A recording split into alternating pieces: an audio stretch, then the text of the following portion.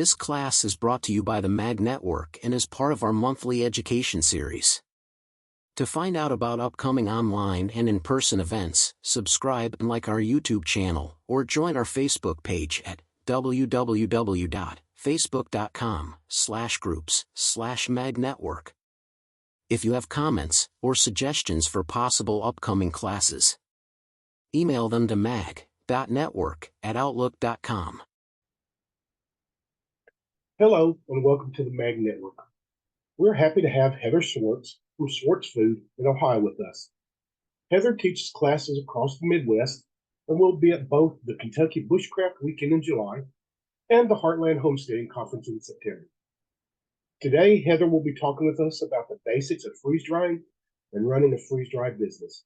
Okay, all right. So it looks like we have just struck 7 o'clock, and we may have a few people kind of straggling in.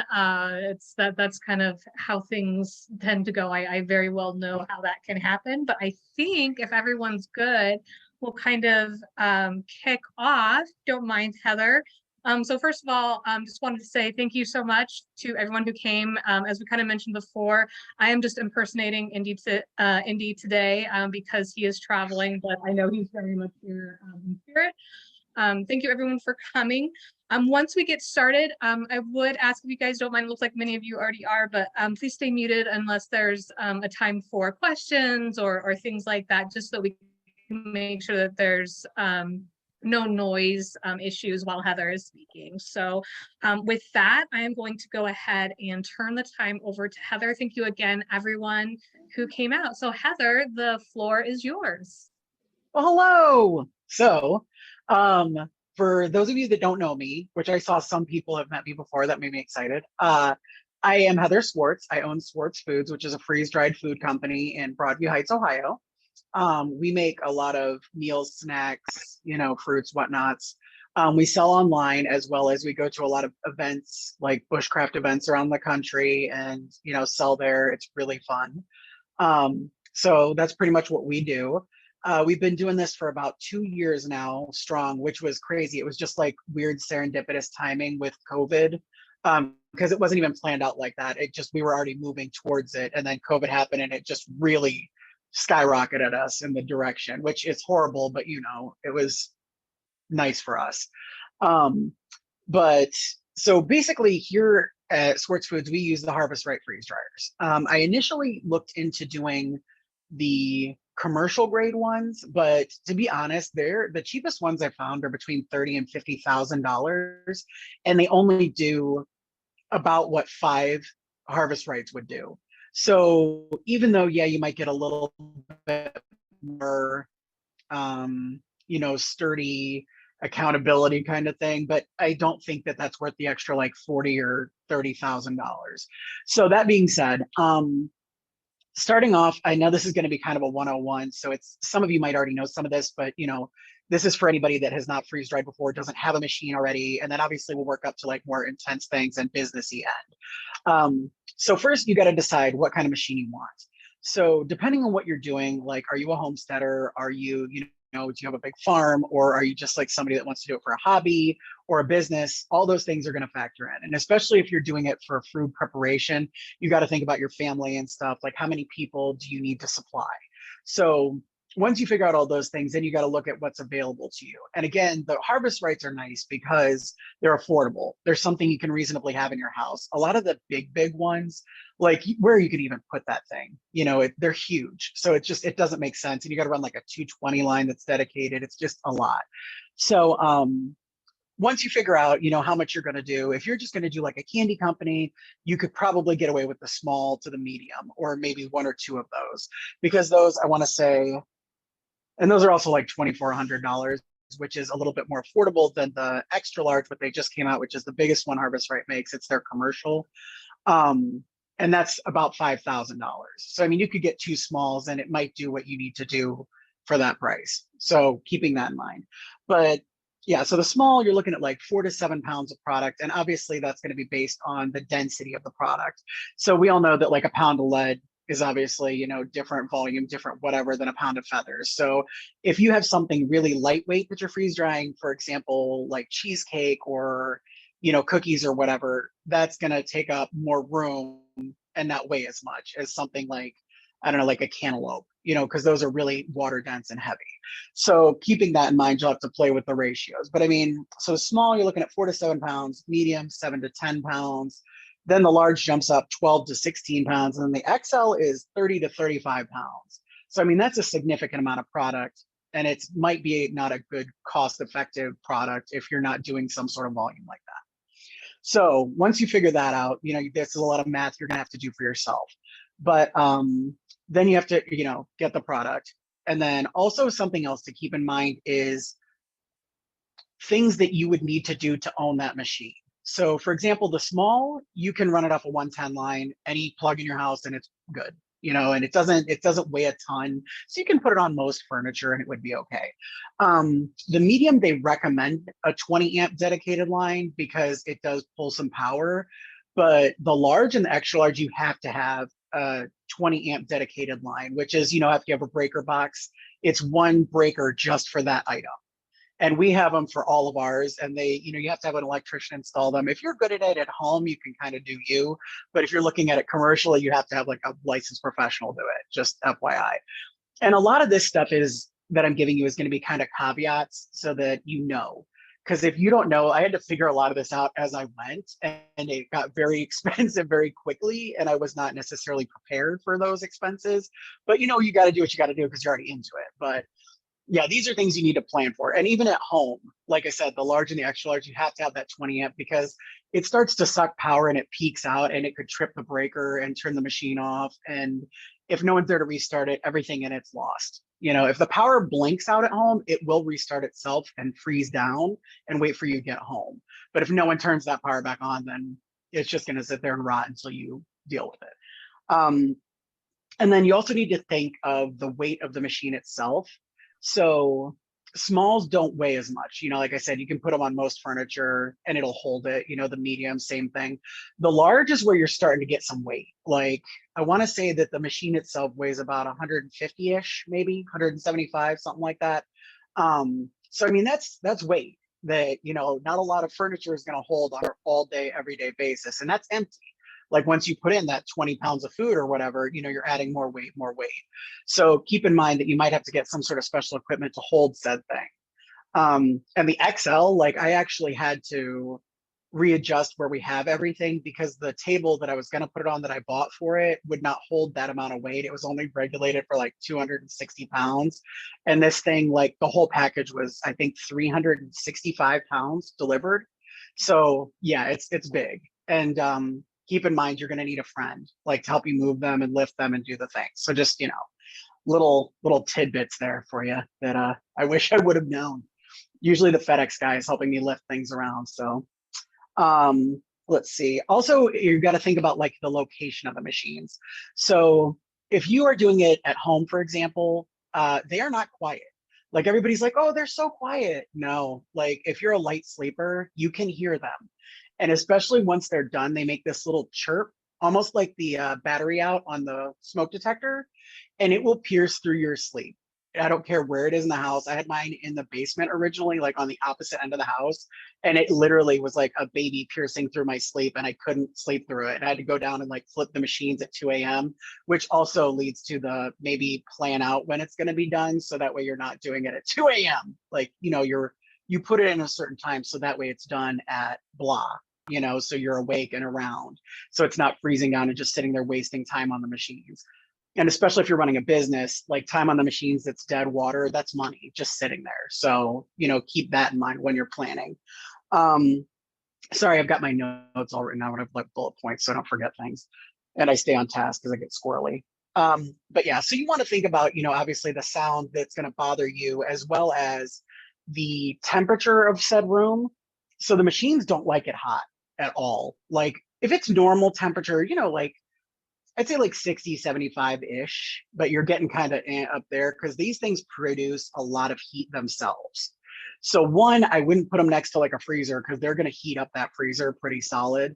And also I wouldn't put them somewhere that's already hot because they will make it way hotter and then the machines won't work. They will actually, start beeping and they will shut down and say it's too hot to produce, and they'll just wait until it cools down. So, keeping them somewhere like outside in a shed, even if it's electrical, if it's not temperature controlled, that's going to be a problem for you. And even here, I have, we'll see the machines in a minute. I'm not in there because it's kind of loud, but even in here, I've got air conditioning, I've got whatever. And even when I had the air conditioning like cranking, it was still hot in the kitchen where the machines are. Cause they make so much warmth. Like the heat right now, I think is set at like 50, and it's completely comfortable in here because of the machines making it a lot warmer. So yeah, these are things, obviously if it's really dirty, not to say, like if you're putting it in a shed or something, you don't want it around a lot of dirt, whatever, because the hoses, when you open up the drain valve to release the vacuum, it'll suck in whatever's in the area. Like, so whatever's in the air. So if you have anything like, garage, shed, blah, blah, blah, do you want it sucking in like the fertilizer dust or whatever into the food that you're going to eat? So these are factors, and that's mostly home, obviously. Like if you're doing this industrially, you cannot do it at your house, at least in Ohio. And also just a little side mark, anything that I say about like laws and whatnot, they're going to be specifically Ohio related, because I don't know where any of you guys are. So your states might have different laws, which you have to look into. Like we don't do cottage law here for freeze drying. It's not legal in Ohio. So you have to be under USDA certification, and that's a whole thing. So just FYI, just, little disclaimer. So let's see. So we already talked about our size of our machine. And then we talked about personal use, packaging. All right. So let's talk a little bit more about equipment, and then we'll go into packaging. So keep in mind when you're doing this, especially for anybody that's like businessy or otherwise, you're going to need other things. You're going to need freezers. Like you can use your one at home, especially if you're doing something small scale. And that's not a problem. A chest freezer will do you, whatever. But it's good to have a lot of space, especially if you're processing a large amount of product, because I pre-freeze everything. I don't let the machine freeze it for me because it's a freeze dryer and it takes time. And I've noticed it'll cut like anywhere between 10 and 20 hours off my processing time if I pre-freeze it on the trays in a freezer. So I actually have a stand-up freezer, which I'll show you guys in a minute, where I do all the trays and I like stack them up and put them in there. That way it's frozen, ready to go. One, it cools the machine a lot faster when you're trying to get it cooled down and going, but also it cuts your freezing time because the machine doesn't have to freeze all the food down and then freeze dry it because it's already there. So especially if you guys have one and you try it, you'll see what I mean. It's just crazy the amount of time you save sometimes, especially if it's something that's really dense because it takes forever to freeze it down.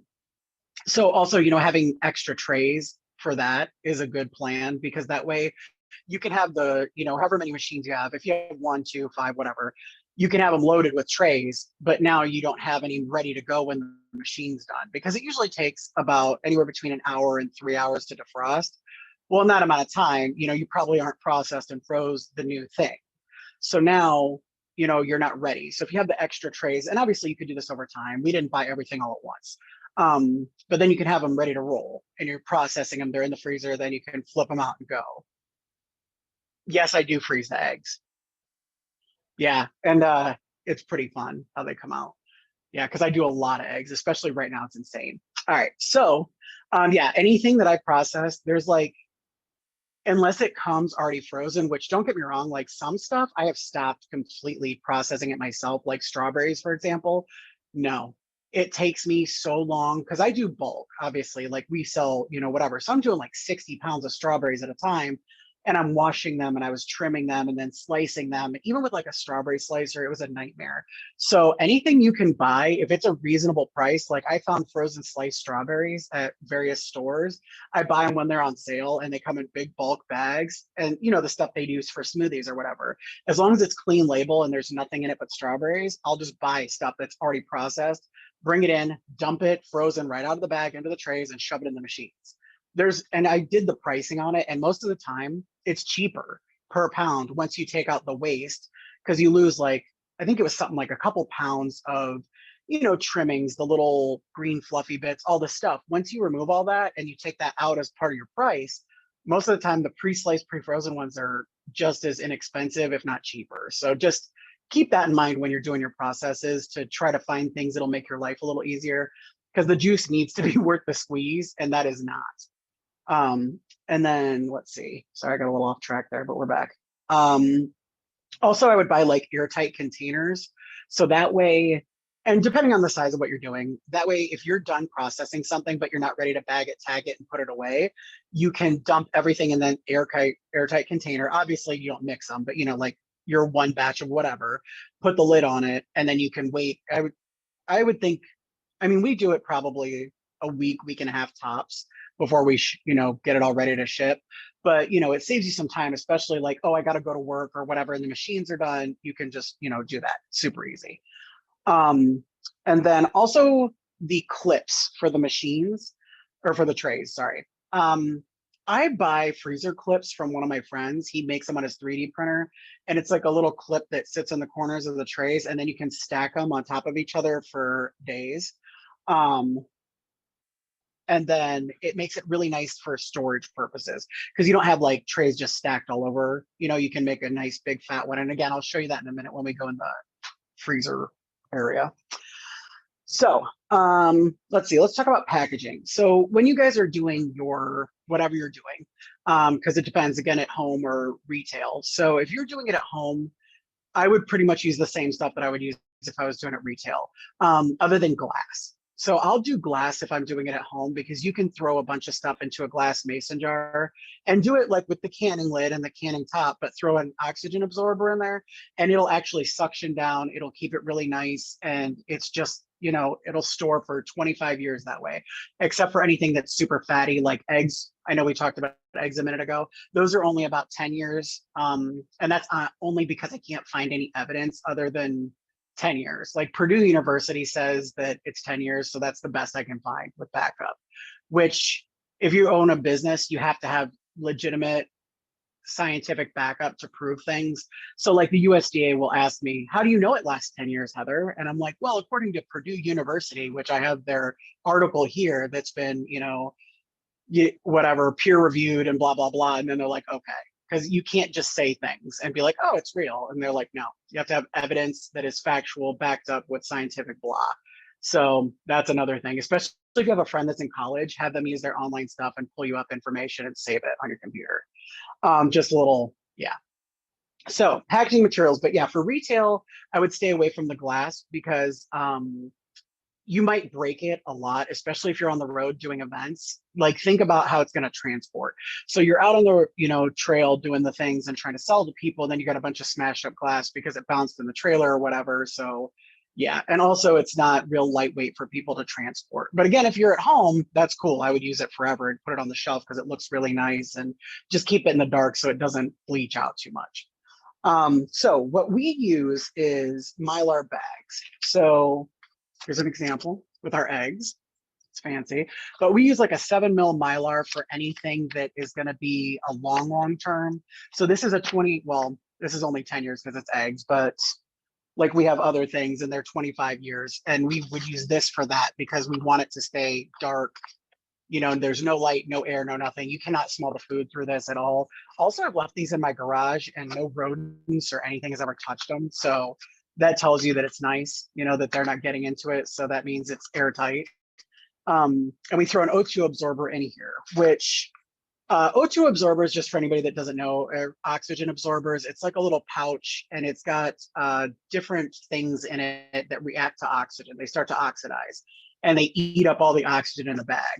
So throwing them in there removes the oxygen from the situation and keeps the food good longer, because we know oxygen kills the food, But using the proper size O2 absorber for the bag is important, because one, you're wasting them, and two, it can damage your product. So I don't know if you can see the difference, but like this one is almost like a second skin. It is so tight on there. And if you have something fragile in here, it's going to crush it and ruin it, which again, if it's your own personal food, who cares? Do what you want to do. But if you're doing it for retail, like if I had a bag of strawberries or something and you completely smashed them to dust, that's not as cool as, eating them where they're nice and sliced and pretty. And again, we use this kind of bag for things that are like meant to be eaten quickly. So any kind of snacky things, like we do ice cream sandwiches, you know, fruits, stuff like that, candy. Um, we put them in like the clear whatever. And these will keep it good with the silica gel in them to absorb the moisture for, I would say, about a year-ish. But honestly, most people eat them before that, so it's not that serious. But they're not like a long-term storage. And if I wanted them to be, they could be, but most people aren't like prepping candy and like ice cream sandwiches for the zombie apocalypse, you know? So yeah. But yeah, so we use Mylar bags. We use the taller ones, like this one, because when you dump the boiling water in it, you need to have the space. So that way it can expand and steam and whatever. So we use these shorter ones for like things like the eggs or pancake mix, where you're going to put cold water in here to rehydrate it to turn it into the thing and then bake with it or cook it or whatever, because it doesn't need to expand. But yeah, if you don't have the room, it gets weird and it pops and it starts boiling, like not boiling over, but like slopping over. It's not good. We've tested it a lot. So I'm trying to give you all the steps that we had to figure out, because yeah, it was a lot of work. And I had a lot of prototypes and a lot of friends that had to sit around and eat weird food and that weren't excited, but then it got better. So it was okay. Let's see. So we talked about O2, silica gels, and obviously all the stuff, you know, figure out what you need. And there's charts all over the internet where it'll tell you, if you have a 1 quart bag, get a 50 cc or 100 cc or whatever. And then, you know, so on and so forth, up to, I think it goes up to like 700 or 1,000. I don't even know, but those are for obviously much larger, like 5 gallons, things like that. What's TSC? Sorry, there's a question. Tractor Supply Company. Oh yeah. Okay, good job, you. I was like, I've actually heard that. I'm good. Sorry. But yeah, I'm actually an affiliate too. Like I haven't put it on my website yet because I'm just busy and insane. But yeah, I've seen them. But the only thing was they didn't have the things in stock when I wanted them. So I'm like, I just call my sales rep at Harvest Right and he just does it. Because I don't even have to care. Like I literally have his phone number. I call him at Harvest Right and I'm like, can you mail me things? And he's like, here you go, bye.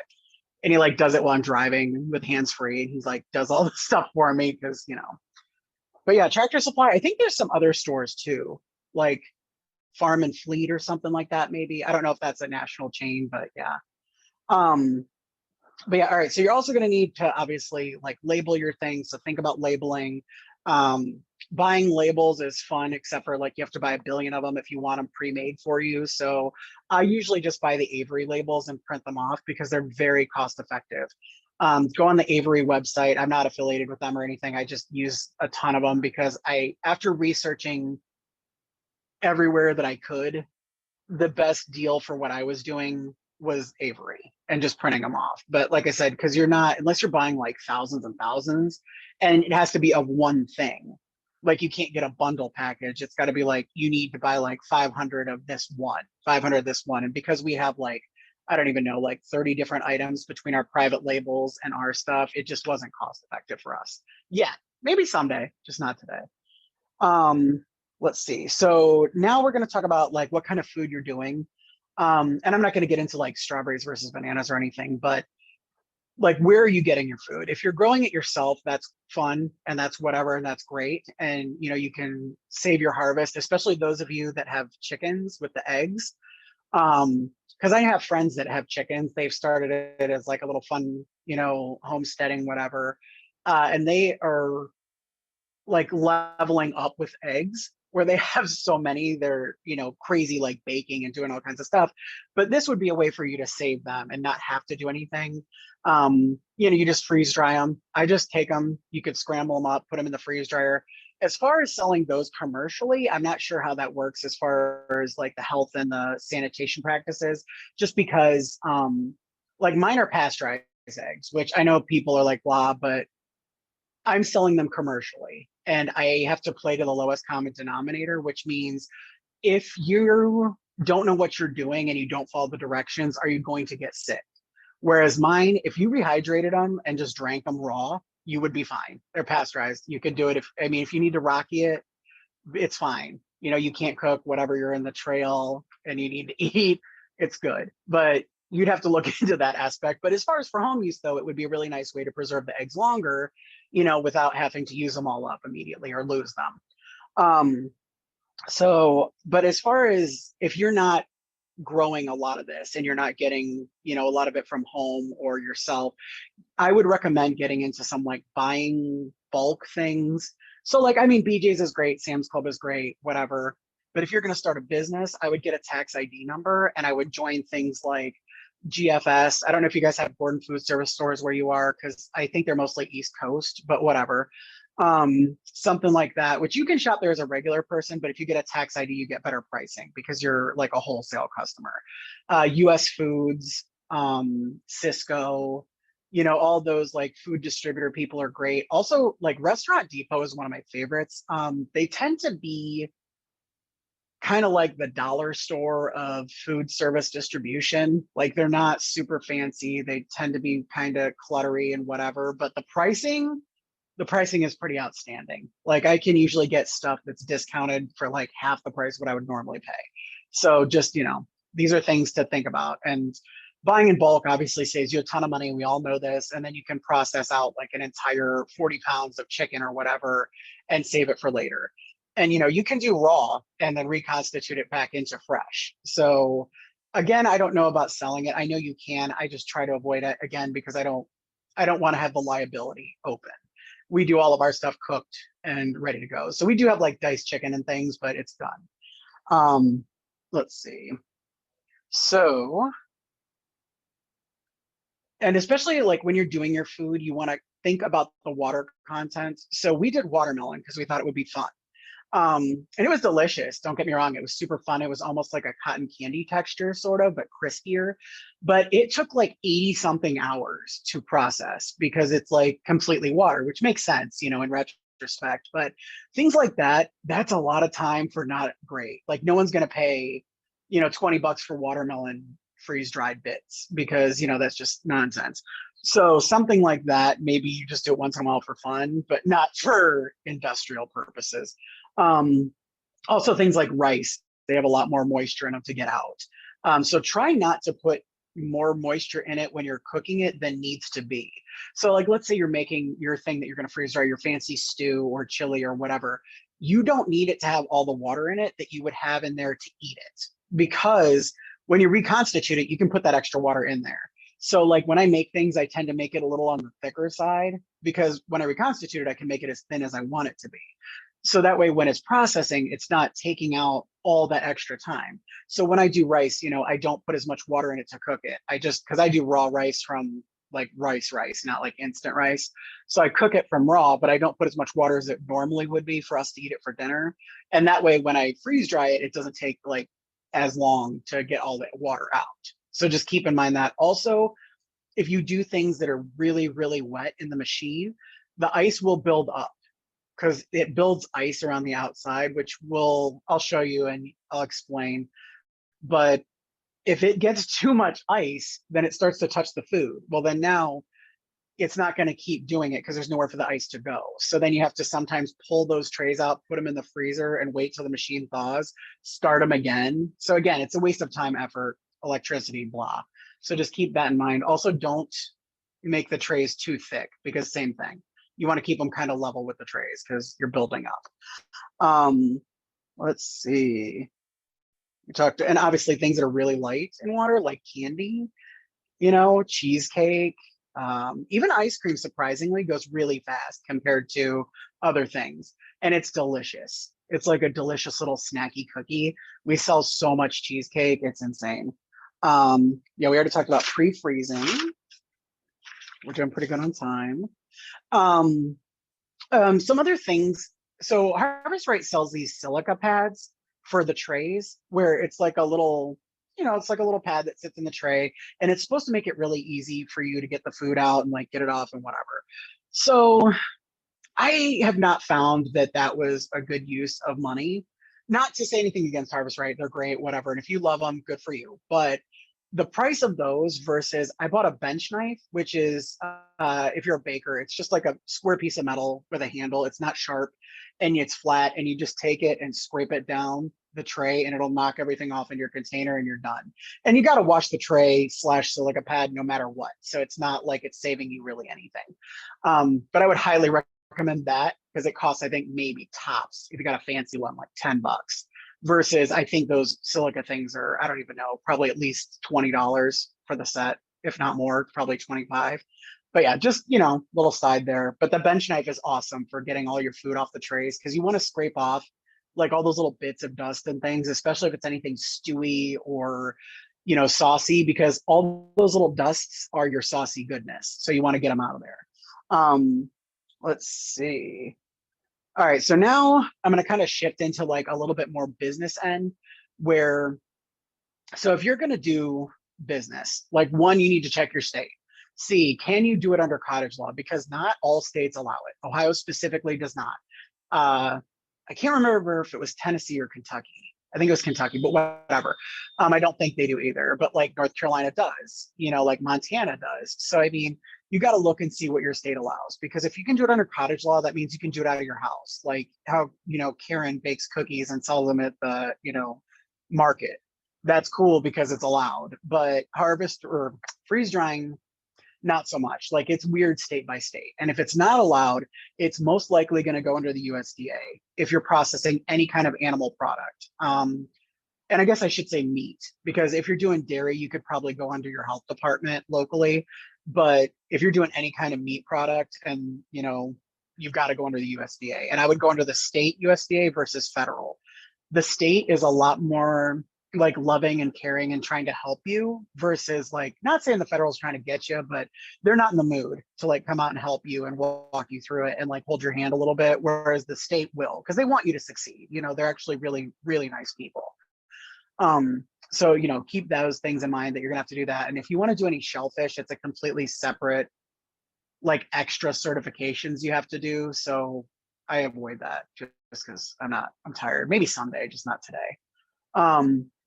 But yeah, so the USDA, you have to work with them. You have to get HACCP certified, which is Hazard Analysis Critical Control Point. So basically, you've got to know throughout your steps of your process when you're making your food, where are the points where something could happen to the food that could make somebody sick? And you learn this through a class, like they'll teach you the things and you got to learn. And also Serve Safe is good, which is serving safe food. It teaches you like the sanitation practices and what you need to do to keep everybody, healthy, especially if you're selling product that has meat and stuff. There's a real possibility that you can make people very ill very quickly, especially us. We're processing, thousands of units in a month, that are going out to people's homes. They're going on the trail. And keep in mind, a lot of these people are taking it with them out somewhere in the wilderness. Like we have pictures on our website of people in the middle of a lot of Colorado for some reason, and like Montana, they go there for elk hunting and they take our stuff. We have like teams of people that love to do it. And I think about them when I'm doing things that if they have my food and they're out there, no one can help them anytime soon. And worst case or best, they might just get a little vomit or something. But if they get very ill, like listeria ill, they're in trouble, So keep these things in your head while you're doing this, because you don't want to make anybody sick.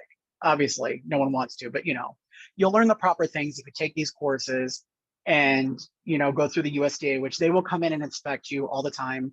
You also have to have a listeria plan set up, because listeria is a huge thing. I'm sure you've heard of outbreaks. Where you have to like swab things on a regular, like quarterly, and you have to turn it into a lab, which you'll need to find a lab. Usually they can help you with that. And they'll test it. And then if you do have listeria, then, obviously you have to work on a plan to get rid of that. Make sure your sanitation is better. I know this is super not fun part, but it's valuable information if you're trying to do any kind of businessy things. Let's see. You also have to do a lot of like flow charts and things that show, how am I going to prevent this from happening? Like you show all the steps throughout the flow chart, and at each point you got to think like what could happen, blah, blah, blah. And you can look up this stuff on the USDA website. They usually have examples. I think Purdue or Wisconsin University, one of the two, has sample ones that you can use. And then You also have to, keep track of your cooler temperatures, your freezer temperatures on a regular basis. You have to have charts for that, all these things. And I'm not trying to deter you necessarily, but I want you to be aware of just how much you're going to have to do and, be prepared for that. And then you also have to prove that your food was safe at the end. Let's see. So as far as that goes, so I have some stuff that I use. This is not approved from the USDA for the record, but it's brand new. I only bought it for our stuff. And what it does is, I'm sure if anybody does any construction work, so this is actually used to detect water in like construction materials. So like, timber or drywall, whatever. I bought it for like 20 bucks, and it kind of gives me an idea of where my stuff is in the procedure. So if I poke it into the food, so if it has water in it, it'll let you know, and it'll tell you a percentage of like how much water is in there. Which if it detects any water, just keep it going because it's not done. Like this is not going to detect like minute amounts. It's going to detect like big amounts. So yeah, if you just do that, you can also get a thermal scanner, but I was like, thermal scanner. But yeah, so if you take it and this is a freeze-dried little broccoli that I had. But yeah, so if you stick it in there, see it says like, I don't know if you can read it, maybe, but it says 0. It doesn't even acknowledge it. So that's what I do for my like initial thing to make sure that it's dry. But then after that, I have what's called a water activity meter. So this is where it gets the technical thing that the USDA likes to see. So mine is made by Amcast. So this one is like a handheld. It's nice. This is one of the most affordable ones there is at like a rousing $800. This lives in a little foam lined box in the safety of a metal box on a shelf that we don't like F around with this thing because $800 for this. So, and the other ones are like way more expensive. So, so this comes apart and you just like take it. It has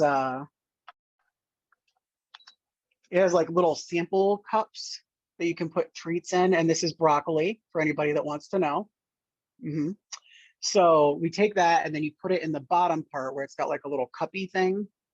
So I'm trying to make sure you guys can kind of see.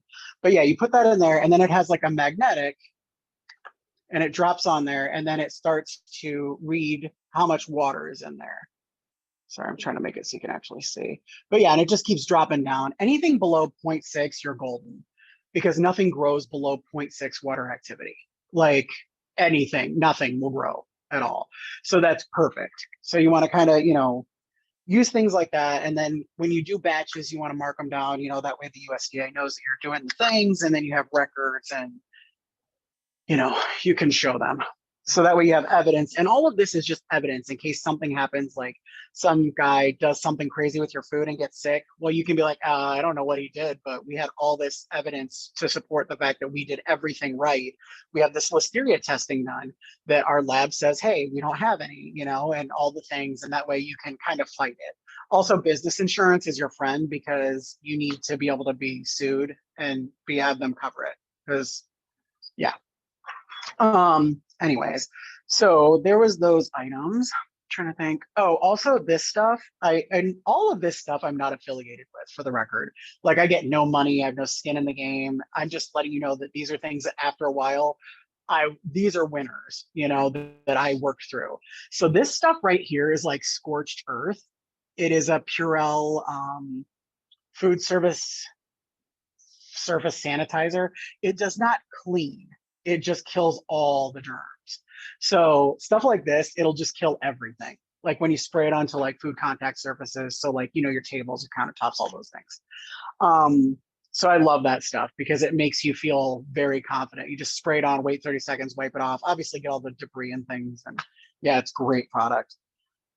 And you obviously need to own things like hair nets, gloves, beard guards, all that stuff. Let's see. Also, I would recommend strongly that you take some Excel classes or food costing, if you're going to do a business, because you need it. You need it for your inventory. You need it to know how to cost out your food, all the things. So it's definitely highly recommended. And I think you can take them for free on like LinkedIn or, various other sites like that. So I would definitely take advantage of those. Let's see. And then with that same vein, if you're going to do like inventory, which I would recommend no matter what, if you're doing it personally or professionally, make your inventory sheets, Excel it up, have a good time, but also forecast what you're going to need. And that's personal and professional. So if you know that you guys are going to have a baby and you're trying to support your family, because some people live off of this stuff, they freeze all of their produce and their things that they grow throughout the summer, and then they have it the rest of the year. So if you're going to have a child, if you're having, your parents move in with you, whatever it is, think about that and how it's going to affect your needs, and then alter it based on that. And this stuff you'll have to figure out for yourself, because you know how much food you need as an individual. So figure that out times however many people, and then go from there. And it's going to vary based on who you are. Are you an athlete? Are you a small child? Are you elderly? All those things affect your amount of food you eat. So, yeah, sorry, this is getting deep. All right. So now the machines themselves. So again, Harvest Right is the only one that I use, so I can't speak to other people's, but things that you want to really care about when you're actually running the machines are the drain hoses drain out all the ice and whatnot. And it also breathes in the air when the vacuum gets turned off. So you want to make sure you use a nice clean food grade bucket to catch said water, and you want to make sure you wash it out and empty it, because anything that's in that bucket is going to get sucked in the hose, which includes water, which, by the way, when you're done with the round of whatever you have in there and you open up that valve and it sucks water in there and it blows all over the food you just spent like 48 hours drying, yeah, now you got to do it again. So really make sure you check that bucket before you open the valve, because I've done it literally 5-6 times at least. Not so much anymore because it makes me too mad, but you'll get there. You'll see what I mean, and the horrible noise it makes, and immediately, because all the ice in there starts cracking, because it's sub-zero temperatures and it's room temperature water just splashing everywhere. It's great. Let's see, and then you got to wash it. Obviously, you need to maintain your machines, do your oil changes, all that stuff. If you have any issues with the machine, YouTube is your friend. Like, go on. Well, first contact Harvest Right if you're under warranty. Use the warranty till you can't anymore. Like, I've replaced. And be prepared, by the way, that you have to do the work yourself. They will not send out a repair person. And I have like 3 large and an extra large, and they will not send a repair person. They'll be like, hey, we sent you this YouTube video and the parts. You've got this. And I'm like, okay. One time I had to like take the machine apart and take like an entire like circuit panel thing off of it and reconnect all the little thingies. And I was like, this is out of my purview, but I figured it out with the YouTubes, but whatever. Yeah, they actually make their own at Harvest Right for you. But I would definitely use up that warranty as much as you possibly can before it's gone. Let's see, always warm your trays before you pull them out, because if they're still cold, the condensation in the room and the humidity will gather on your food and make it moist again. I did not know this when I first started, and I had 5 trays of bananas, which was, like 30 pounds of bananas or something. And I left them sitting out on the counter while I was doing some other stuff, getting things ready. Well, then when I went back to them, they were all like bendy and horrible because the humidity in the room had just like re-moisturized them. And then I had to run them again. It was only like a short run, but it was still annoying because I was ready to go and I was going to package everything. But yeah, just warm up the trays and put them in an airtight container if you're not ready right then, or just leave them in the machine until you're ready to go. Then hit warm and then take them out. Let's see. Use the customer service, warm the trays, don't open until you're ready, humidity hurts. And now we're going to go in the kitchen. The moment we've been all really waiting for. Sorry, while we walk around. So this is the office. Okay. I got you on a tripod, so I got to be careful I don't break things. All right, so I wonder. Oh, okay. All right, so I'm flipping you around for now. All right, so this is our kitchen. Try not to do it too fast so you don't get too like dizzy or whatever. All right, so there's one. So this is the, oops. Maybe I'll just take it off of here for a second so I can move you around a little better. All right, so this one has been working for a while, and you can see that layer of ice on there, how thick it's getting. Yeah, this was a really wet item. It was chicken and dumplings. So, I mean, it got a lot of ice in there. But yeah, so that's one. And then we got this one this one's just kind of getting started. See, there's the eggs in there. I don't know if you can see them real good. Yeah, so those are eggs. And see that one, it's just barely got any kind of like ice or anything built up in it because it's just getting going. And then that one is the big one. So those were the large, and you can see compared to the extra large here, like it's pretty big. It was a lot larger than I anticipated, at least footprint wise. And if at any point you guys can't hear me, let me know, because I know it's kind of, I don't know if you can hear the machines running, but it gets kind of loud. But yeah, so there's the XL, which we haven't started yet. And then this is the other one. And this one's like probably half done. It's got some ice in it, but it's not that bad because it's like a beefy macaroni with marinara kind of thing. So that being said, I'm also going to show you. So these are the trays for the large versus the extra large. And you see the bit, like this is a massive difference. Just for anyone that's looking, this is more of a, hey, if you're excited, you know, about getting a large versus an extra large, like you can see like this is a huge difference. So, I mean, it's a decent amount of food that you can get in there. Also, I'm going to show you inside my freezer. It's not too horrible right now, so we're pretty solid and tidy today. But you can see how I've got them like stacked. And these are the little clips, which they're about yay big. And they just sit on the corner, and then you can stack like trays and trays and trays. And then this is obviously what we do, so that way we can get them out. And there's my fruits. But yeah, so we have this big one that's a stand up, and then we have the regular, you know, just fridge for thawing things out so that we can process through. Trying to think if I have anything else exciting in here. Not really. So yeah, and then again, for anybody that hasn't, I'm getting hooked back up so I can.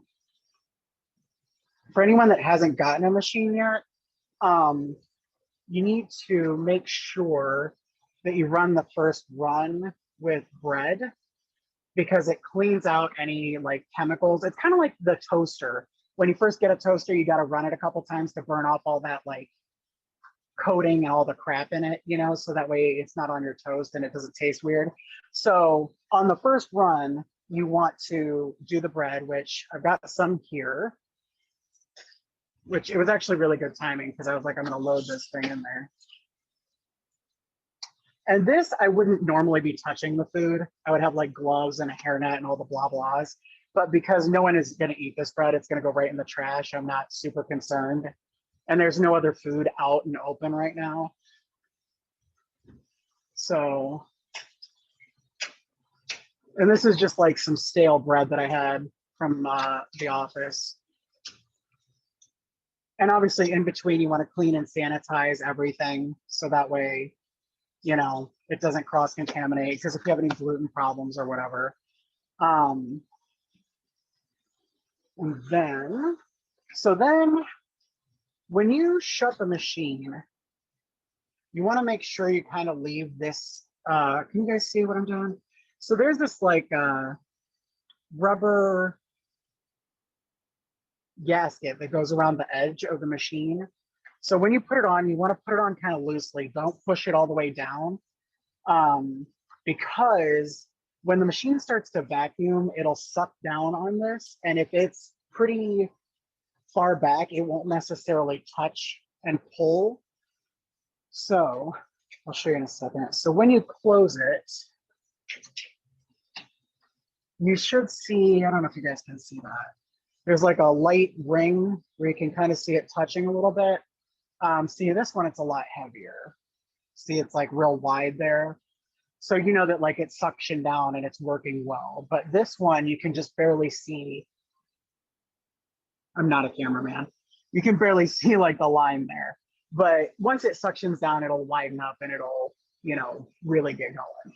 So then, yeah, and then we're just, I don't know if you can read it. It's really bright. But anyway, so it's, we just hit the start. And then when you first do it, it asks you a lot of questions about like, yeah, you can kind of read that. Okay. So, you know, it asks you like, what kind of a vacuum pump do you have? And we have the Premier oil pump. which by the way, and then we're gonna save, and then it's going. But when I talked to my sales rep, some of the sales reps were all like, oh, you should totally get the oil-free, blah, blah, blah. But my rep he's really honest with me. And he told me that those come back to get refurbished so many times. Yes, Andy, you got to make sure you wash that ring because it gets nasty. Like, especially if you're loading stuff in and out. Yeah, I would definitely. I clean and sanitize the entire machine like every time I'm done with it. Because obviously you don't want cross contamination, especially if you're doing anything with like, what do you call them? Like allergens. So you got like gluten, soy, blah, blah, blah. So you want to make sure, you're not cross cutting in between. So I take the whole thing out and clean it and wipe it and whatever. And I don't know if you guys can hear this, but this machine is so much louder than the other ones, like when it kicked on, but that's okay because it's going to be beautiful. So one of the reasons also why I pre-freeze is because see how it says on here that it's like, it says to cool it 15 minutes before loading the trays. So that's mostly if you've got refrigerated food. I put the pre-frozen stuff in there and I close it just like I would right now. And it'll drop temperature in probably 2 to 3 minutes, as long as it's obviously at a normal room temperature, not like, screaming hot that you just pulled it out and you just defrosted. But usually in a few minutes, it'll be down to where you need it to be and it'll tell you to close the drain and continue on. So that saves time too, because I'm really impatient. Really? Oh, I am wearing like fancy headphones. Yeah. Oh, I didn't know if you guys saw that, but he was like, we can't hear your machines at all, which is super good to know. But I wonder, yeah, but anyway, they're loud. Like in here, it's quite aggressively loud. Like I can't, if you were right on the other side of the wall and said something, I wouldn't be able to hear you. So, all right. So I guess, see, we're doing perfect on time. We have like, I wanted to be at about an hour. You know what? The oils that I have used are the Harvest Right. And then I had another one. It was a black bottle with red. I don't think I have it. I think I threw it away. And that one worked really good. I want to say it was like a Tractor Supply or something like that. You just got to make sure that it's like the high whatever vacuum oil. Okay, so here's another thing about the oil. I have looked everywhere to try to find a better deal on it because I'm a crazy person that like I'm a great shopper. And everywhere that I went, Harvest Right was still the best game in town price-wise. Because for 2 quarts, it was cheaper than like Amazon, Tractor Supply, whatever. And I mean, I looked around like on the internet because I was like, man, I don't want to spend money on, vacuum pump oil. That's such a dumb thing to have to buy, but obviously it's important. Also, just a little side note on that, you have to change the oil. Like people try to get away with not doing it for long periods of time. Use oil filters to be out of the pump. Give me 1 second on that. Yes. So you have to change the oil or else sometimes when you're having a vacuum error, it's because you haven't changed the oil. And it also don't necessarily go by the little window. Sometimes I'll take like a glass mason jar and I'll hold it underneath, like a clean, clear one, and I'll let the oil run out and you can see if it's cloudy. And if it's cloudy, like you need to change that oil.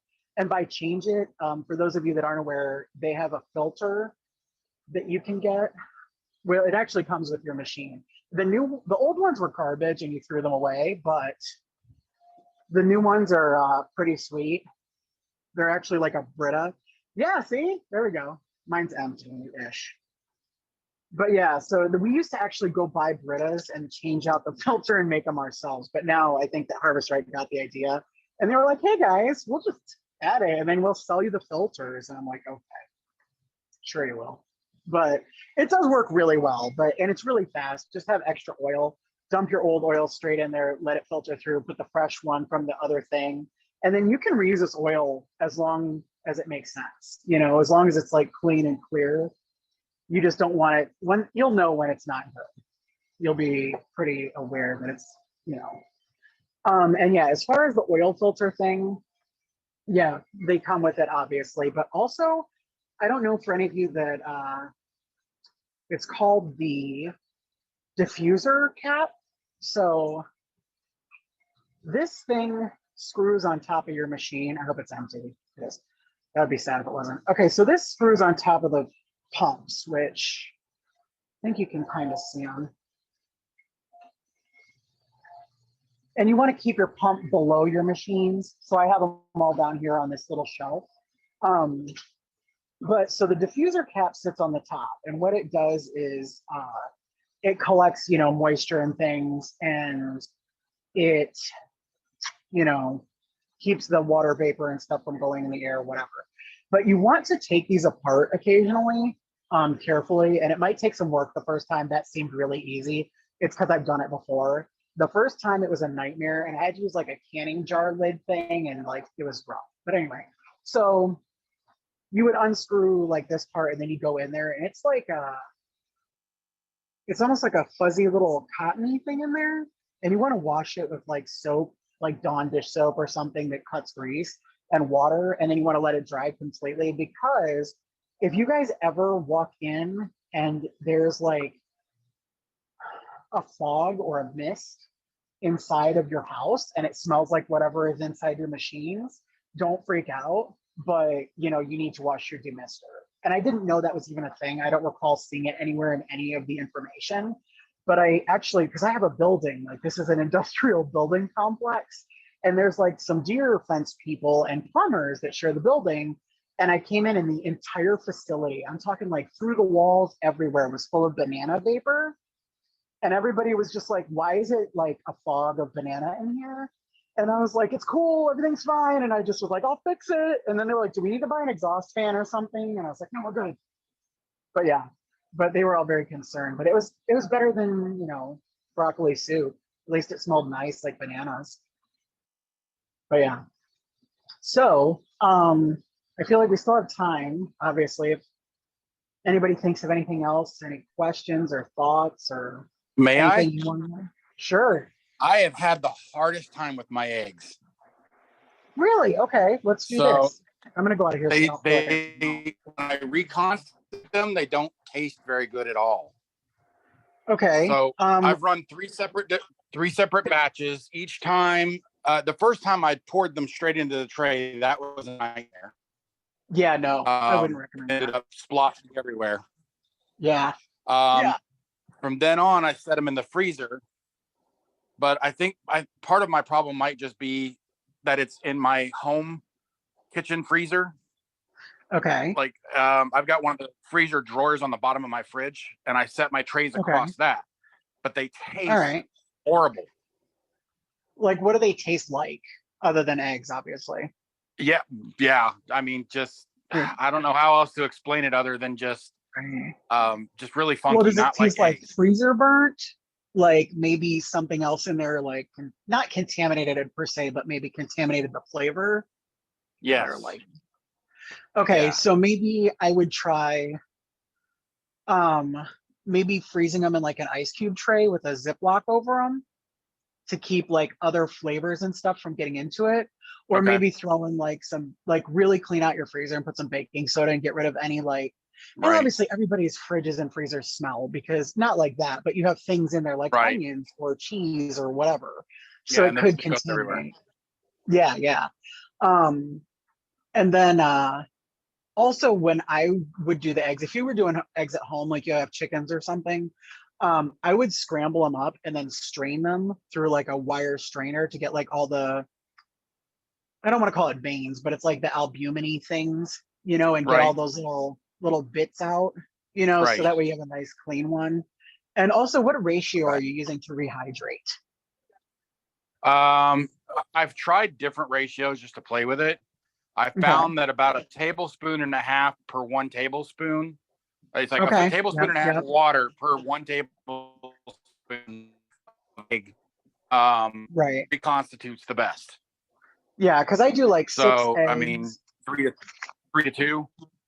Right. Because we do 9 ounces of water to the like almost 3 ounces. It's like 2 3/4 ounces of product versus like 9 ounces of water, and that works out really well to make 6 eggs. Right, because like 2 tablespoons was too watery.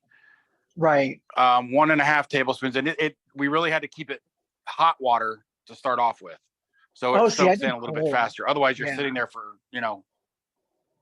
really. Yeah, because I couldn't get it to reconstitute with the cold. Okay. Did you bust it up into crystals, or was it like chunks? Oh, I've got it in powder. Okay. Like, well, if you leave it chunky, sorry, I know you can't right now. It's cool. My network's down, and everything I have in my house is run off of Alexa. So nice. Yeah, we have no internet right now. Oh, here we go. Here's a can of it. So, okay. Like I get that's pretty powdered yellow, but I've got one of the moisture things in there as well. But it just didn't constitute correctly. Okay. Yeah, we do cold, and then we stir the crap out of it and let it sit until it like reconstitutes. Okay. And I mean, it's worked pretty well. And what are you putting in the jar with it? Do you have an O2 absorber, or do you have a silica? Yeah, I have the little O2 absorbers. I bought some off Amazon. They come with a little pink elephant on them. Nice. So I put 2 of those in each one of these jars, just to keep it as fresh as I possibly can. But I've also, of course, I've got the Harvest Right well. But our local Tractor Supply store in Lebanon carries the Harvest Right. They've got an exclusive contract with them at that store, and they carry all the supplies, all the oils, everything. Okay. Are you talking about in Ohio? No, in Kentucky. Oh, okay. There's a Lebanon, Ohio too. So sorry. No, it's cool. I don't know where anybody's from except for like my one friend's on there that are my cheesecake fans. I don't know if they're still here, but the other thing that I found is don't do blueberries. You know what? I did blueberries and it worked out really well. There she is. But so I find that if you pre-freeze, it works out a lot better. And then I bought ones that were already frozen commercially, and they came out a million times better than me buying fresh blueberries and doing them in the thing. Because the ones I did, they kind of got real like gremlins sort of, where it got real crispy and bubbles and a lot. Yes. I did fresh ones. Go ahead. Sorry. I said I did fresh ones and they exploded. Yes, they totally did. That tool thing, but I was like, I'm not the one. I cannot sit there and puncture a billion, because I tried, sorry, I'm just on the move. I tried doing the puncture method, but I was like, time is money, and that is not who I am. I do not have that kind of time and effort to spend on puncturing blueberries, especially, again, how much can you charge for blueberries?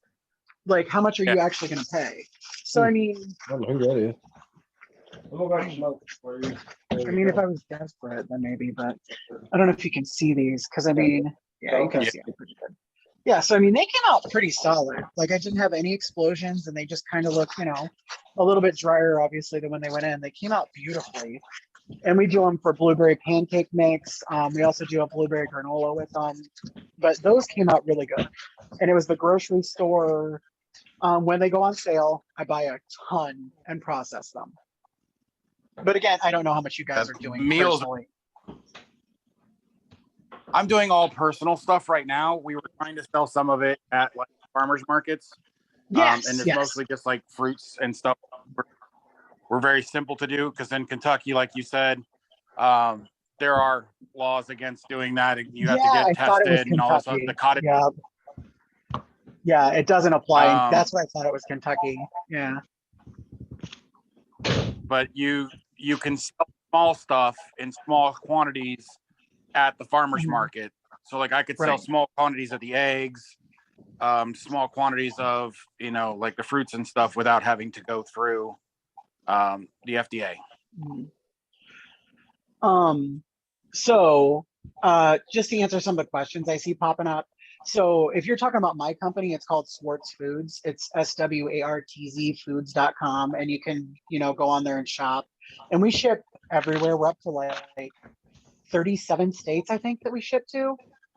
So, I mean, we're solid. And then also the vacuum pump.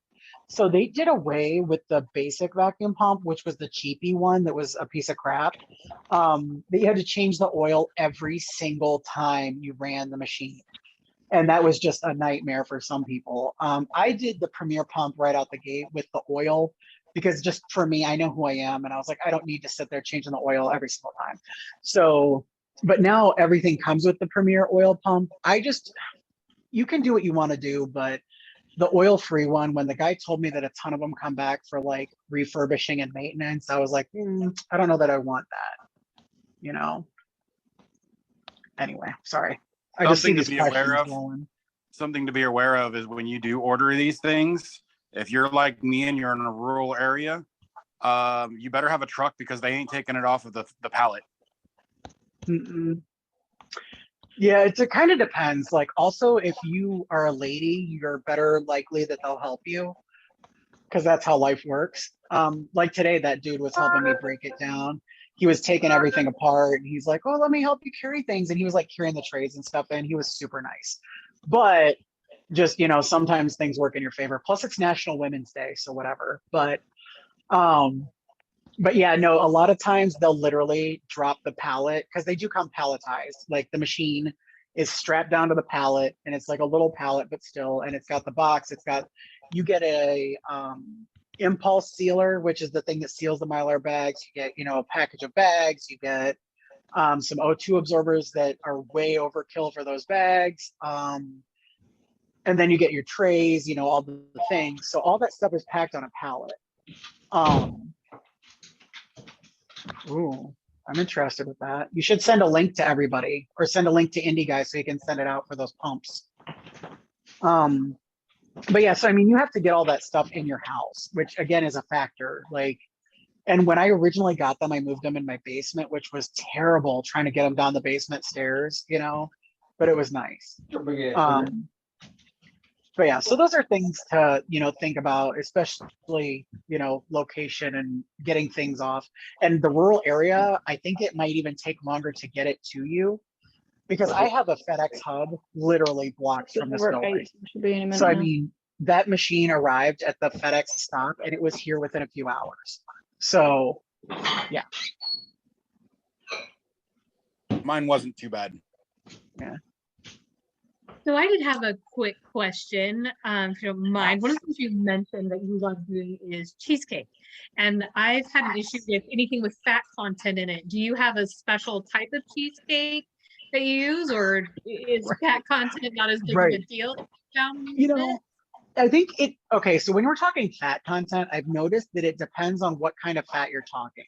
So like if you're talking like oily fat, like beef grease, you know, or bacon fat or things like that, that tends to be a lot more of an issue than things like dairy fat. Because we do ice cream all the time. We do like high butter fat ice cream. And then the cheesecakes that we buy, I don't make them because again, time is money. The ones that we buy are like really high fat, like expensive, fancy cheesecakes. Because usually we buy like Sweet Street, Diane's Fine Desserts. And I mean, these things cost like retail. If you bought them in a store, they'd probably be like $70 a cheesecake. But we get them wholesale. Yeah. And then we cut them up into like little bits and, you know, you get like a piece or two per bag. Like when I say a piece, I mean like a slice of cheesecake. So yeah.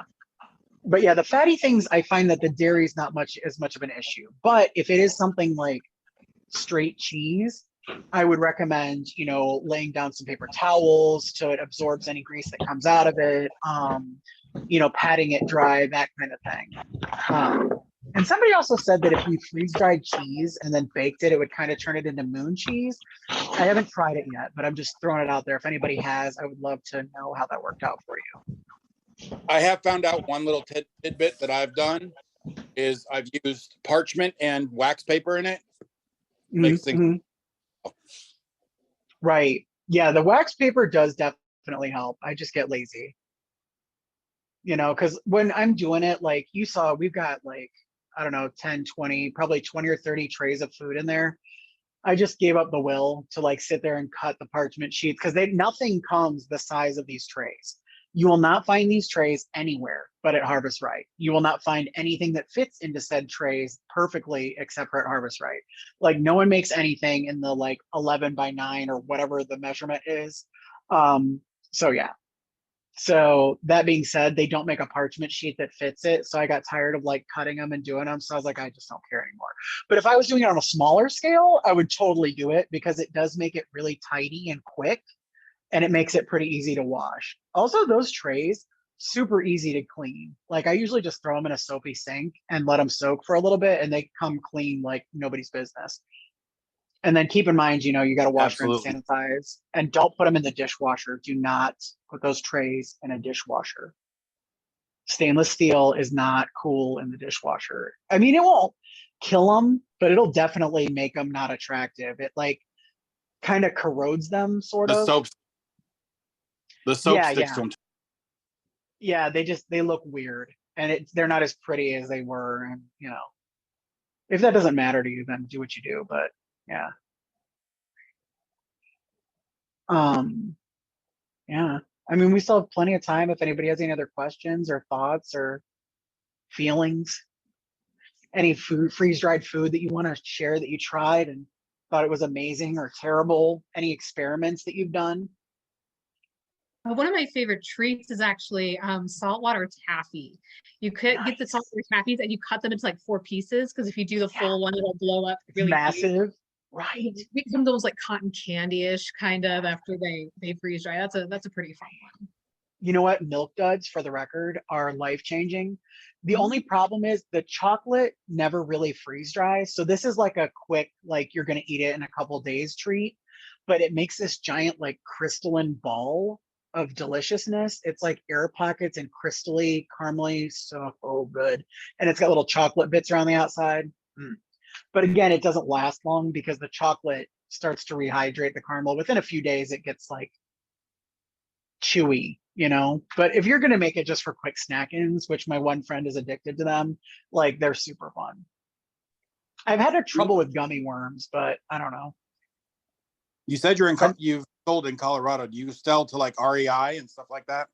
God, no, I can't do that kind of volume yet. Someday that would be nice. We are in places. Oh, you might Kentucky. Caramel M&Ms, nice.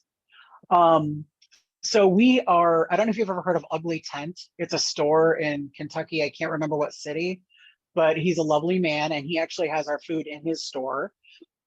We are in the Bomb-Proof Bushcraft, their stuff, which is in North Carolina. And those are like retail spots that you can actually go buy the stuff. But yeah, and then, you know, we do some private label for some people, so we're around. But I want to get into some retail, but it's like to do REI, they're national and they want like millions of units. You know, that would be like huge industrial, which don't get me wrong, someday you'll see us and we will be there, but not yet. We're getting there. Trust me, king of the world someday. But yeah. You'll get one of those NASA vacuum tubes. Oh man, I would love to have like they make the coolest stuff because one of my friends, he's one of our salespeople, and he sells like you know the hoppers that will dispense the food into the bag, the machines that open the bags and slide them down the little thing, and then it drops the food and it goes to the next thing and seals it and does it, and it's all automated and that would be amazing. But instead, you know, we have sealing parties and packing parties and you know labeling bags for hours and yeah. But it's cool, you know, and then we get to go do a lot of fun events. Like I said, we're gonna do I know we're doing the Kentucky one. What's the first one? It's like the prepper one, not the homesteading, because the homesteading's in the fall. We're doing the Indiana event that I can't remember, Live Free, I think maybe. It's like a nice fun prepper event. But yeah, so we get to go out and hang out with people and we're doing Pathfinder, which I don't know if any of you go to that event, but Pathfinder school is pretty cool with Mr. Dave Canterbury from Dual Survival. It's all la-di-da and stuff. So do you guys make like little packs in like those 5-gallon totes that you get like cat litter and stuff in? Do you do any of those? We do those, but they're like food grade buckets for the record. But we do them we only do them pretty much at events, and it's like a sampler. So that way you can buy our bucket and be like, oh man, and you can try a little bit of everything. Right. I haven't really, I mean, I guess I could do some sort of bulk buy on our website because people do like to buy it. I would not ship the bucket for the record though, just because that costs a fortune for no reason, because it's an awkward shape Right. and size.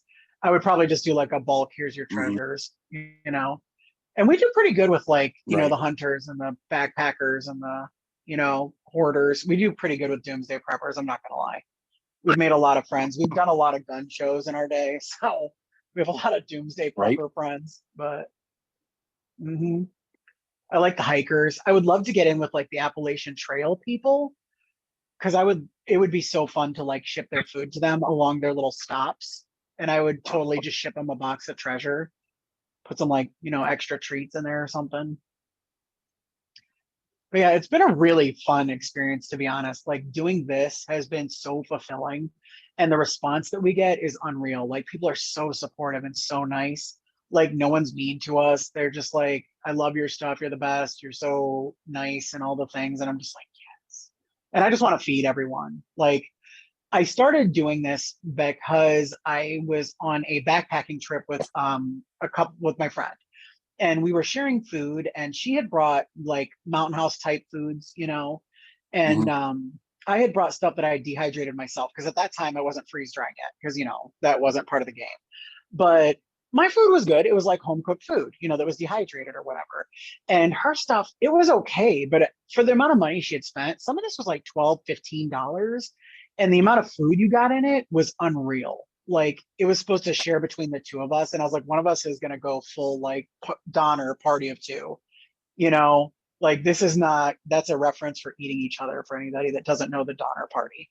But obviously joking. But like that was not enough food. I was like, oh my God, I'm gonna starve here, And so then I decided that I could do better for a better price. And then we started doing it. And you know what? If you guys, there's some little caveat for you at the end here. If you decide to start this business legitimately, any of you that are interested, you need to be prepared for the amount of shade that's going to be thrown your way, because especially if you are doing it in a state where you can't do it out of your house. So I had to rent a building. Like I rented a building, I had to buy machines and freezers and equipment and desk stuff and things, So I'm dropping like a ridiculous amount of money, and everyone was just like, I think you're jumping the gun here. I don't think you should do this. And I can't believe you rented a building and da da da da. But then like we started doing okay. And right, then it started going good. And everybody started buying our stuff, and we've shipped to 37 states. And like it just keeps growing and growing. And like Dave Canterbury, who's on TV, likes us and invites us to his events because he met us at another event. He thought we were cool, So then it really turned around rapidly. Like they just started spinning the wheel, and they were like, I thought you were going to be so good this whole time. I'm so proud that you did this. And I'm just like, But yeah, just be prepared for like the negative feedback that you're going to get. And just know that if you really try and you care about what you're doing, you're going to be okay. Just be aware that a lot of people are going to be trying to stop you from spending your money and doing things, which, haters are going to hate. But yeah, I was very surprised at how many people were just like, don't get me wrong, I had some solid supporters too. Like, and they know who they are. They're there. But nice. Nice. Andrew's like, I'm glad you listened to me. But a bunch of my friends though were like, some of them were very, very supportive, and they were the ones that ate my garbage food when it first started, and they were like, this one's not so good, Heather. And I'm like, I appreciate you. Because you got to do prototypes, you got to test things, you got to have people that are going to tell you the truth but not be mean. And also test on children, because you're going to have kids like your food, or else the parents won't buy it, because they dictate what the parents buy, for the record. And they're the most honest. Oh my gosh, they're brutal. The kids are brutal. I'm like, never mind. I don't want your thoughts. But no, they're so honest, and they don't know any better. But they are definitely some of my biggest taste testers, because they'll just tell me if they think it's garbage, and they love the fruit. Also, FYI, if you have anyone eat an excessive amount of freeze-dried food that has not been rehydrated, if you've never done it, it's the weirdest pain I've ever felt in my life. Because it starts to absorb all the moisture in your stomach. Like if you're eating a bunch of like fruit or something and you eat a whole bunch of freeze-dried bananas, like it starts to rehydrate in your stomach. And it's the weird, it's almost like a horrible cramp or something. Just if it's a child, especially make sure they're drinking water is just all, as soon as they drink water, it's like instantly better. So, but yeah, it's just funny because I never knew those were things. And especially if you're testing it on your kids and they start like having horrible belly pain. Pardon? It's like the brat diet when you got the runs. It'll stop you up quick. Yeah, it's crazy. But even like just like it starts to soak up all your stomach acid and stuff. It's really weird. But sorry, that really took a strange turn. But yeah, just I didn't know that. And then one of the kids was like freaking out because she had a ton of bananas. I had like a giant gallon of them, and all the kids were just eating them. And I didn't know. And then I was like, try this water. And then she's like, oh, instant relief. She was like, okay, we're good. We're good. But yeah, just in case you have children, I don't want anyone to be super sad and hate me. But yeah, I don't know. I hope I didn't like scare anybody off from the business thing. It is a lot. It takes a lot. But if you want to do it, it's good. And especially if you're doing it for home. I mean, I used to dehydrate stuff. And don't get me wrong, I have a really nice dehydrator. It's the Excalibur. It's like 10 trays and layers of the things. And it's a wonderful machine. But like compared to freeze drying, it's for like, sad people. But no, I'm just kidding. But it is a lovely machine. But freeze drying, hands down. Plus the shelf life is a million times better. And if you're making a lot of like your own things, then you can save them. Like if you're growing fruits and vegetables and whatnot, I mean, 25-year shelf life. And there's like some people I've seen on TikTok where that's all they eat is their farmed items, and they just, grow stuff and they jar it, can it, whatever, freeze dry it, put it away. And that's what they eat all year round. And I think that's pretty cool, especially for those of you who are in the rural areas that, maybe you don't have like giant grocery stores with all the things. Then you could grow your own and you could have them all year. Yeah. Mm-hmm. Yeah. Did anybody, I know you guys, is there any other questions you'd like to offer? Or any thoughts or anything? I know we've been on here for a while and I hope it wasn't like way too in depth with all the boring stuff, but I just wanted you to have it in case you needed it. I know you've talked about the fat content, being aware of that, but the meals, what do you find are the worst things to try to do? Let's see. So we do some pretty diverse foods. Because we do like Asian food, we do, whatever. Obviously, you cannot freeze dry chocolate. And I tried so hard to do Reese cups because I really, really wanted it to work. And no peanut butter for you, no chocolate. Those turned out really sad. And then it was like, I'm just like picking them off the thing and rolling them up and eating them. So it was even more sad. But yeah, that's okay. I'm weird. I don't. Oh yeah, they were super good, but they were just like, it was a flat little disc is what it turned into. But yeah, I would say no peanut butter, no chocolate. Someone said that you can't freeze dry honey, but I was like, I'd like to try it someday and see what happens. I feel like I'm trying to think of anything that was terrible that we did. Smoothies come out amazing, which we're going to launch smoothie line. We market ourselves with social media a lot. We're on YouTube a ton. We actually, okay, if you're doing the business thing, I would make friends. Okay, go to these events and make friends with all these people. Not like in a I'm going to use you kind of way, but like, network, make friends with people, learn their names, whatever. Because I've accidentally met a ton of people that were massive like YouTubers that I didn't even know. And then they were like, oh, I was and then I see the YouTube because one time it was when we first started, and I have a website. It's on Shopify. It's a Shopify site. They're very easy to build. Do not pay anyone to build your Shopify. Figure it out. It's not that hard. Somebody that I know was going to pay like $5,000. I was like, I'll do it for you for like $100. Just saying. But yeah, figure it out. Anyways, but we do our own website. and it tells you all kinds of analytics, like what's going on. Well, one day, all of a sudden we got orders and orders and orders and orders. And we had like 15 orders in like half an hour. And then I went and looked and I was like, what's happening right now? Which that's weird for us at that time. So then I go on there and it says that YouTube is where all the traffic is coming from. So then I go on YouTube and we look up Swartz Foods, and this guy that has like 150,000 followers was at one of our events or whatever, bought some of our stuff and decided to just review it for fun, for no reason, just to be like, hey, they seem cool. So I decided to make their stuff. And then he was like, oh my God, it's so good. It's the best stuff I've ever had. So then everybody was like, oh, I want some, and started just buying us out of house, which was insane. Like we ran out of food. It was crazy. I had to write people letters and be like, I'm sorry, it's coming. Just give me a minute. So we do a lot of social media. And then, like I said, network, because everyone promotes everyone. And if you buy anything from anybody else, like that crafts things, then make sure you, am I frozen or are you guys? Are we still good? Did you hear me that whole time? Okay. Yes. Yeah, you're good. All right. Well, it seemed like your pictures froze and I was like, oh, am I just talking to myself? But if you buy anything of anybody else's, share their stuff too and share the favor, and then they'll share your things. And it just turns into a ripple effect. We have spent $0 on marketing of any kind.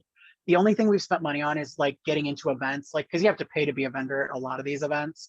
Other than that, no, we've paid nothing. And I mean, we've been very successful. Our growth has been way beyond what I anticipated at this time. You know, like I thought we would be probably not even half as far as we are. And then, you know, people start to like you and then they start seeing you everywhere. They see you on YouTube. Like Indie Guy, I believe, I can't remember where he came from. He might have been actually a network from another person at an event.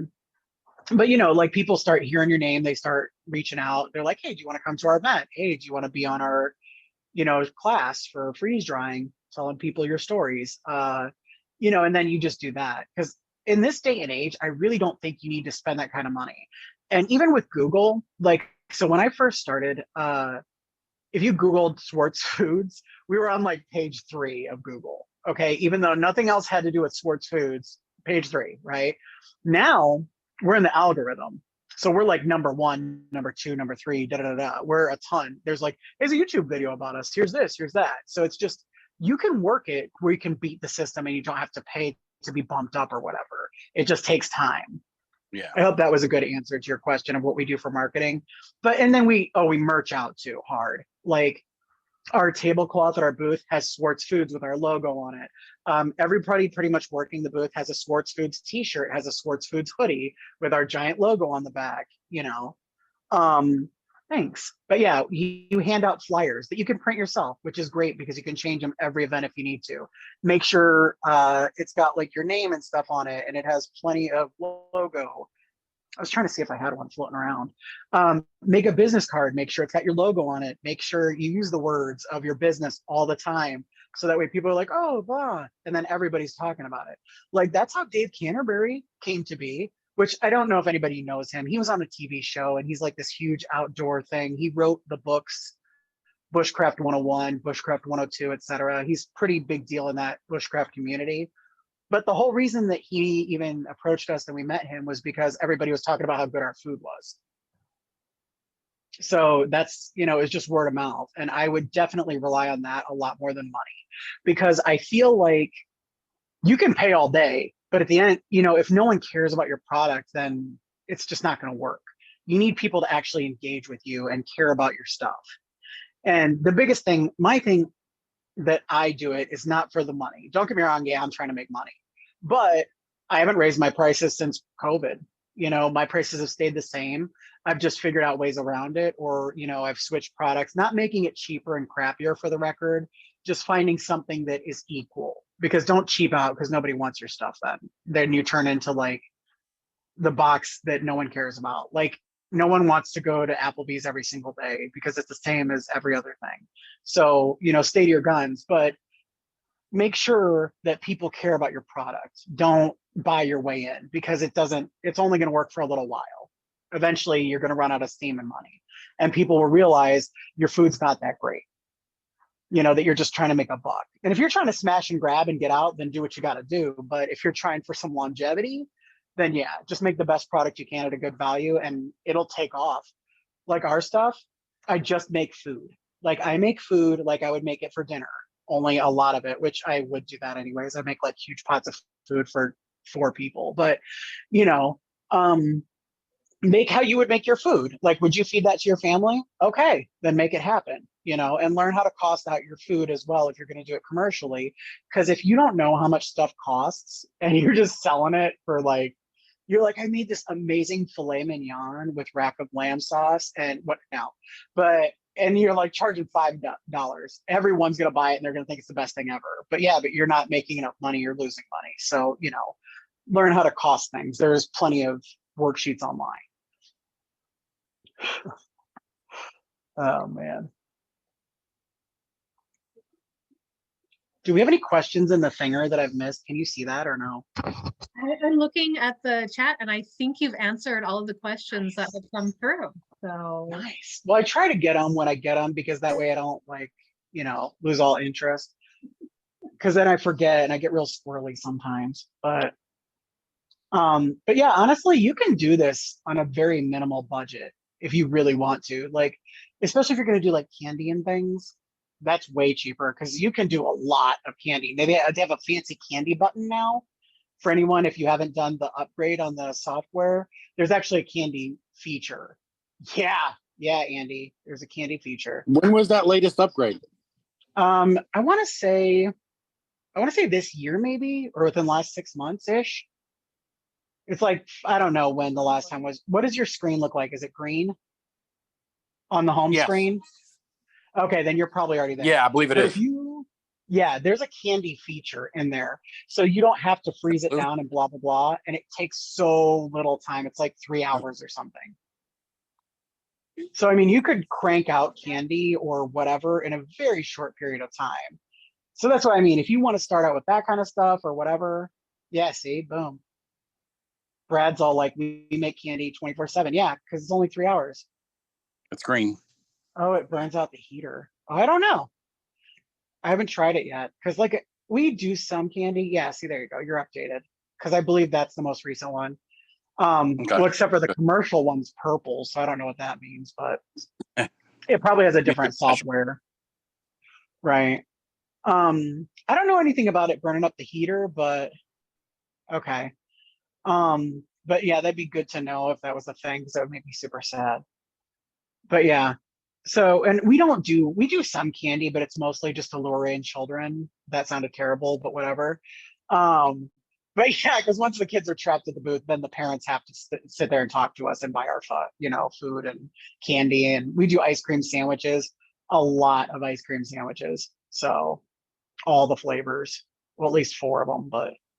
Astronaut ice cream. Yeah. You know what's funny is they don't do that anymore. They don't even really do field trips anymore. Most kids didn't know what I was talking about. They don't go to the science center. Made me sad. It also killed my selling. Okay.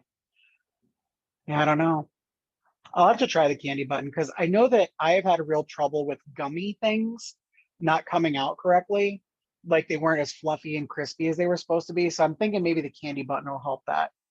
Because like I have a bunch of people that keep asking for like peach rings and sour worms and whatnots, and yeah. But again, we do a lot more like outdoor things, so they'll buy candy and things for their kids and whatnot. But most people, at least at what we do, they're not into it. Like maybe if we did farmers markets, they're huge for that. People sell a ton of stuff there. But again, homesteading and are going to be your best bet.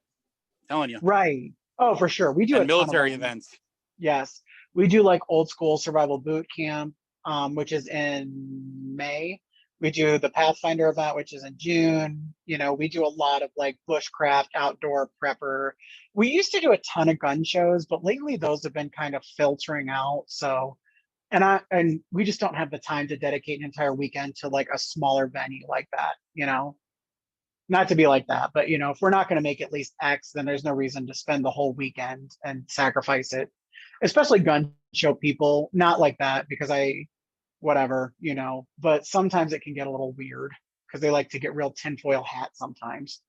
But you know what? It's fine. It's a great weekend. But yeah, I'm going to try somebody was saying that it only took like 5 minutes or something, I think, for gummy worms. I'm gonna try it. I've got a huge stack of sour gummy worms that I want to try. Also, if you're gonna do this stuff, even if you're gonna do candy, try to do weird things that are not. Everybody's doing Skittles. It ain't new. Skittles have flown. Don't get me wrong, people still kind of want them, but like try some different things, like those gummy nerd snake rope things. Those look pretty intriguing. That's kind of weird and fun. Like try to differentiate yourself from everybody else that's doing it, you know? And especially if you have a bulk candy store, that could be your friend. My wife was just telling me to tell you about eggnog. What, she freeze dries the eggnog? Yeah, you can.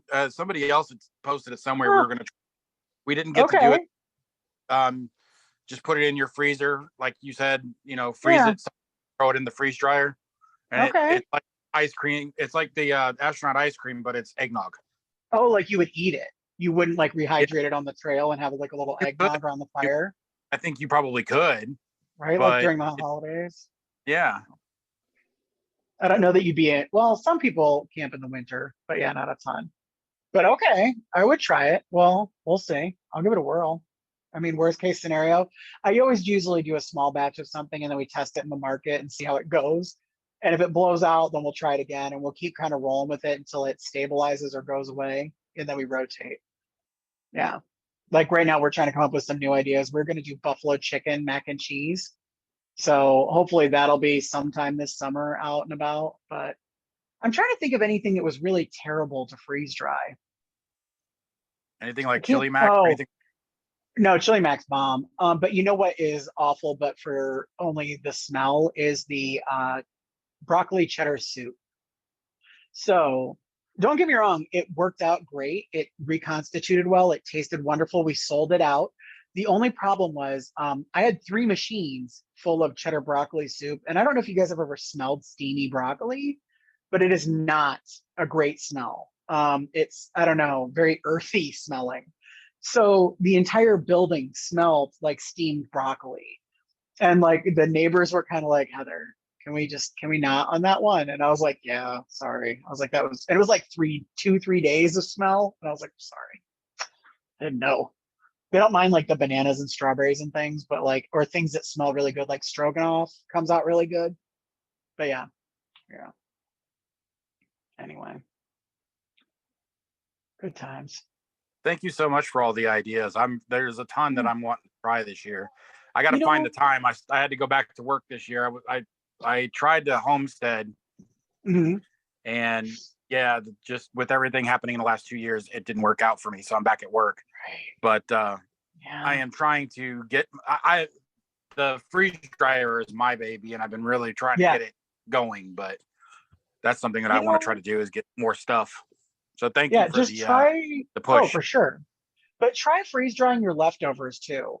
Like anytime your wife, like, or whoever cooks in your house makes something, if you have leftovers, try freeze drying them and see what happens. Worst case scenario, it doesn't work out, but at least you can get some testing.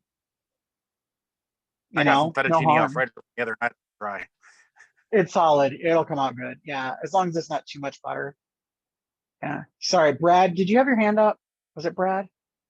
Or was that an accident? He was clapping. Oh, okay. I couldn't tell. Sorry. You guys are on my phone, so it's not huge. Yeah. But yeah, I would definitely try freeze drying, whatever. Who cares? Try it. Just don't do a ton of it where it costs you a fortune. Like I'll do a tray of each thing and just test them and see what happens. And if it comes out good, that's cool. And if it doesn't, that's also whatever, and then it goes in the dud bin or your preps or whatever for a rainy day. It's good. Corned beef hash came out pretty solid too, just saying. Oh, now you're talking my language. I'm just saying. Yeah, that'll probably be on the menu at some point. But yeah. Well, I'm glad you guys had a nice time. And if anybody has anything else, you guys can always reach out to on the website. It has my email, and it's Heather at Swartz Foods. So yeah. How are you? Well, I just wanted to say a huge thank you to Heather for sharing her time and her expertise. This has been so great. So thank you for coming out, Heather. And thank you to everyone who participated, all the great questions and all of your time as well. It was wonderful to have such a good group. Yeah. It was really nice. Thanks for all the like interaction and the, responses and feedbacks and whatnots. It's really nice. Yeah. Well, thank you. Well, have a great night, everyone. And I believe Indy will be putting up the this recording on YouTube later. So if anyone else you think they would want to see it, I'm sure he'll be posting that information so that we can get this out to even more people. So thank you again, everyone. Thank you, Heather. Thanks. It was good to see you again. We'll see you around. Yes. Bye. All right. Bye. We hope you found this class beneficial and that it gives you some good starting points for possibly starting your own freeze drying business. We're working on more great learning and fellowship opportunities, so be sure to subscribe and like our YouTube channel or join one of our Facebook groups to keep up with the latest information. Again, I want to thank Heather from Swartz Foods in Ohio for opening up her home and business to us and sharing some great information. On behalf of the M.A.G Network, I am Indy Guy. Be safe and have the knowledge.